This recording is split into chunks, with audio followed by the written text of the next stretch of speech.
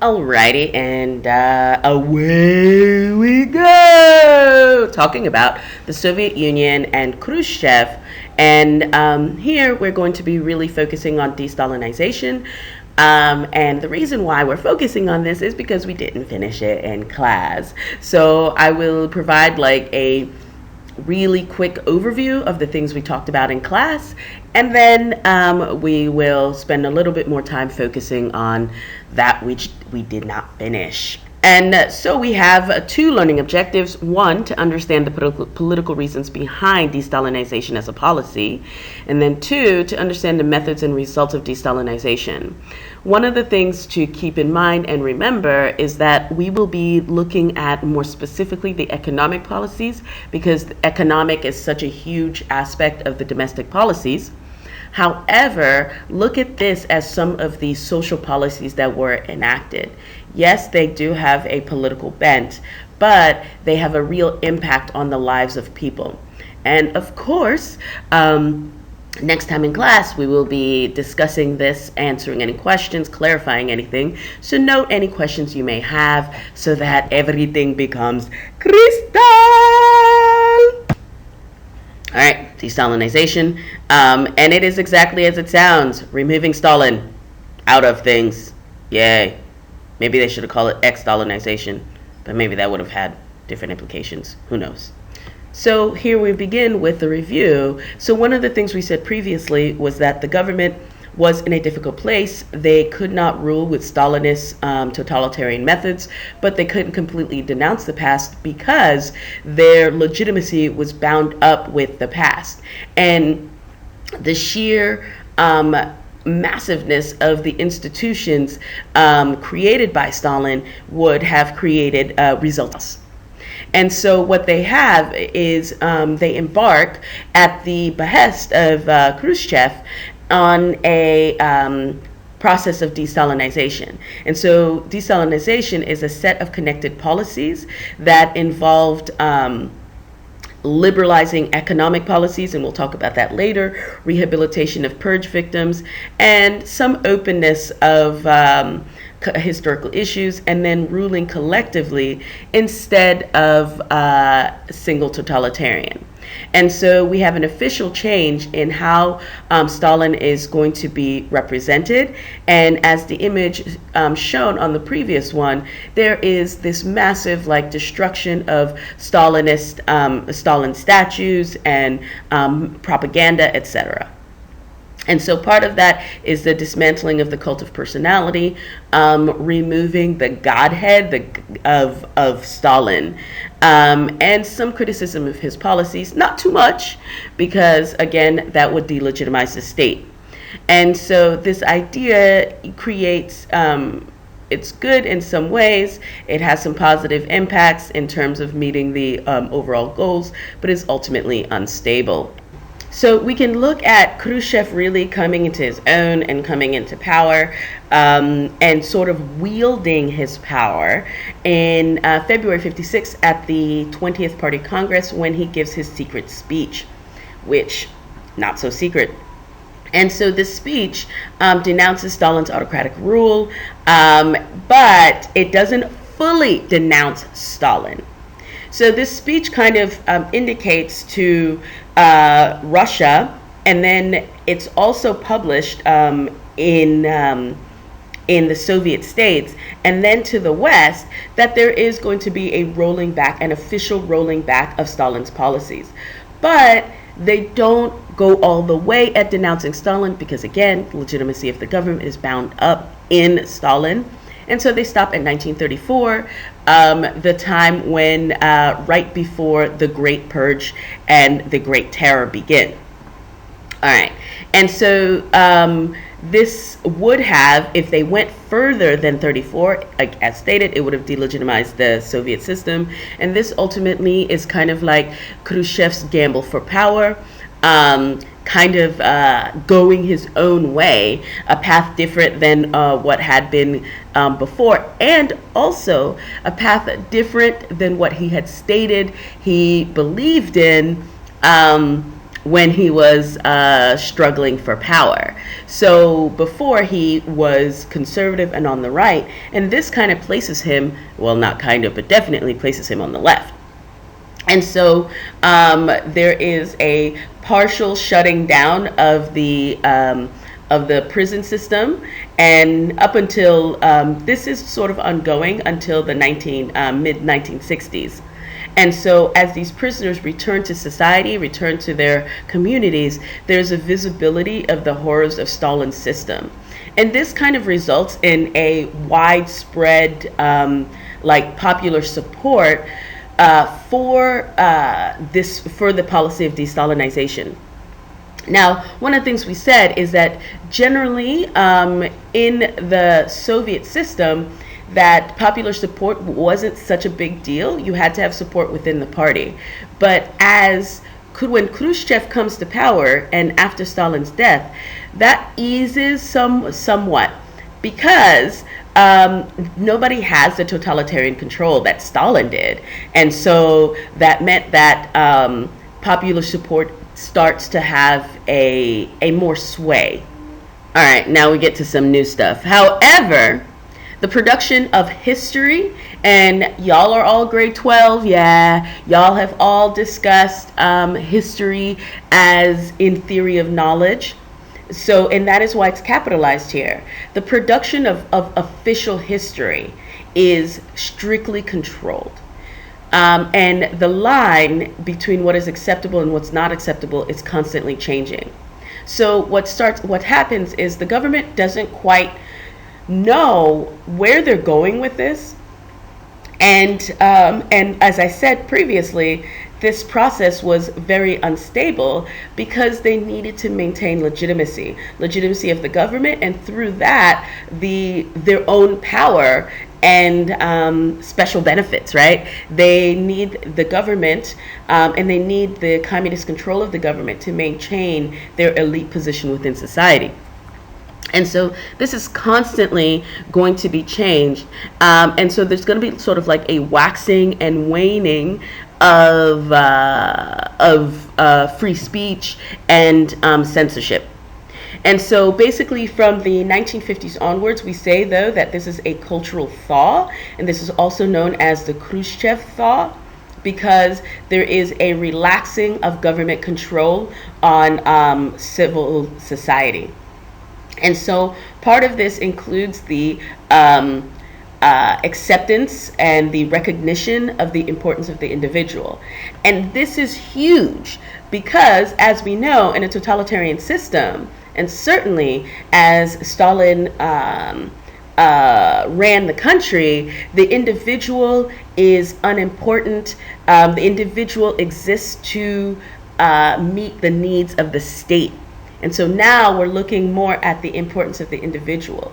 There is a lot of the discussion of personal experiences. I'll add a link at the bottom that takes you to a short video. And there is the extension of the private sphere. So we have a reduction in totalitarianism, because now people, government intrusion in the personal lives of people reduces. And this idea of realism, that is this realistic portrayal of what people's lives are like and what the Soviet Union is like and what it has been like.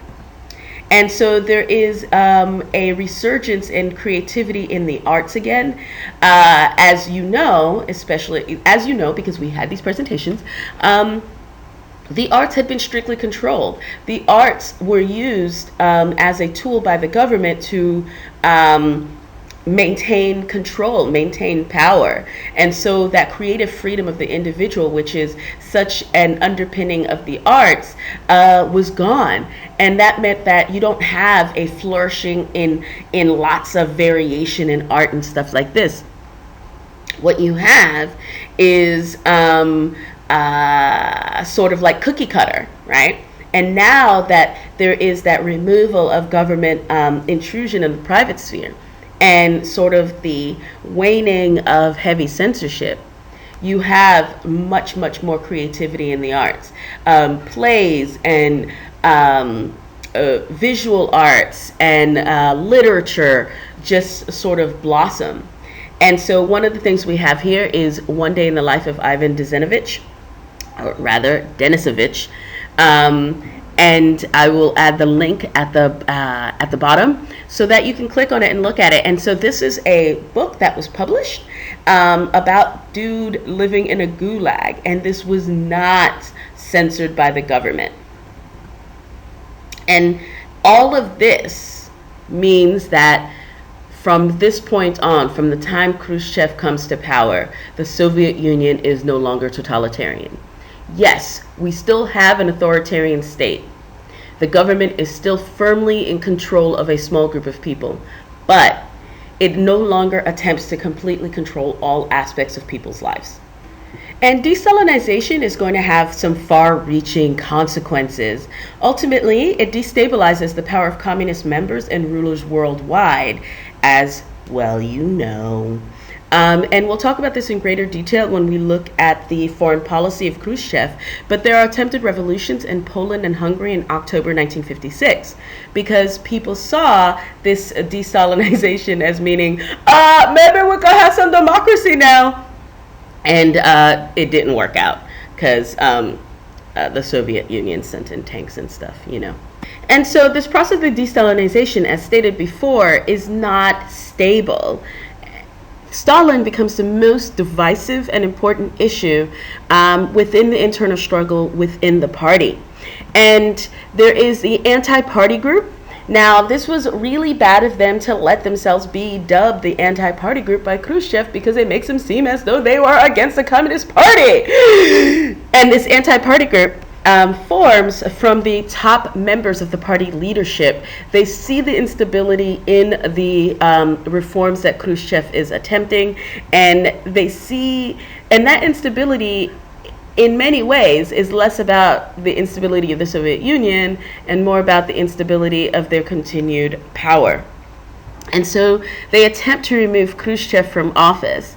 And at this point in time, it doesn't work, because Khrushchev calls on his allies, and remember, he had basically reinvigorated the party and stocked the party with his own people, and he wins this time.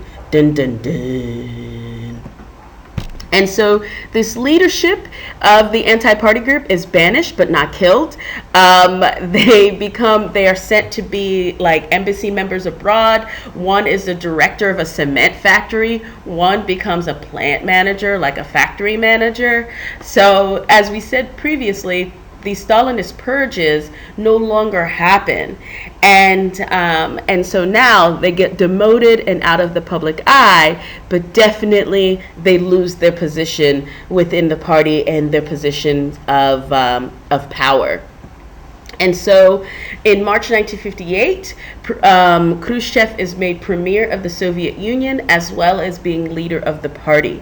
And if you remember, back in 55, he'd had his friend become premier, kind of, but in effect, from the time Malenkov is gone, Khrushchev is leading. And so this idea of collective leadership is forgotten. After the death of Stalin, they had huddled together to kind of prevent someone from gaining that level of power, because they were all afraid of another Stalin. But Khrushchev kind of works it so that collective leadership, out the window, forget about it, but in Russian. And so when we get to the 20th Party Congress in 1961, there is a further attack on Stalin. And Khrushchev holds his former colleagues responsible for these crimes.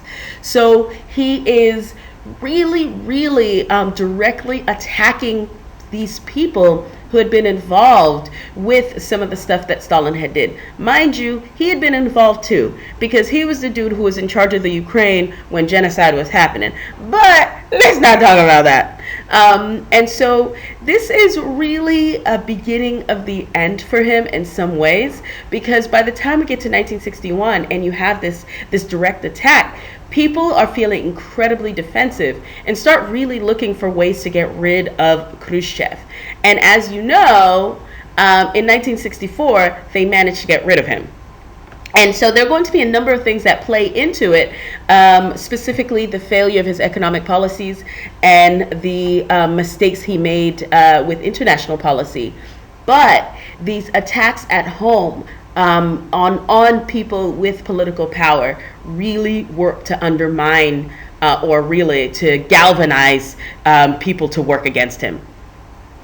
And one of the things that happens is now people are not sure whether or not this person was put up to it, but I believe it was an old woman. She stood up at this Congress and said she had a dream. And in this dream, Lenin came and spoke to her. And Lenin told her, I cannot rest, yo.